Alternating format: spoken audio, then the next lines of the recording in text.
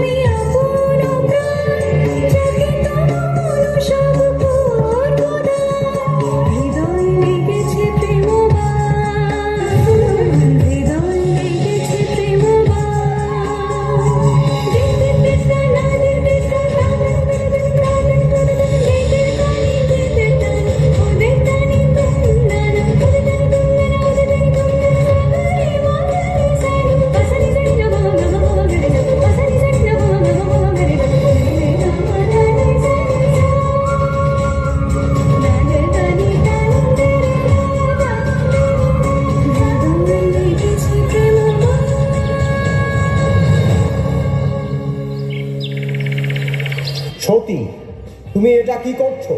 বন্ধ করো এসব। না পিতা, আমি মহেশ্বরকে ভালোবাসি। তার প্রতি আমার প্রেম যেন চিরস্থায়ী। আমি তাকে বিবাহ করতে চাই। না, এটা কখনোই সম্ভব না। তার নিজের থাকার কোনো স্থান নেই। ভূত প্রেত এদের সাথেই তার চলাফেরা। আর তুমি কোথায় দক্ষ রাজের কন্যা হয়ে ওই শ্মশানবাসী শিবকে বিবাহ করতে চাও? তুমি আমার মান সম্মান ধুলোয় মিশিয়ে দেবে। কিন্তু পিতা, এ জগতের মহাদেবকে সবাই ভক্তি ও শ্রদ্ধা করে। তাছাড়া আমি মহাদেবকে ভালোবাসি, তাকেই বিবাহ করতে চাই। এই বিবাহ আমি কিছুতেই মেনে নেব না সতী।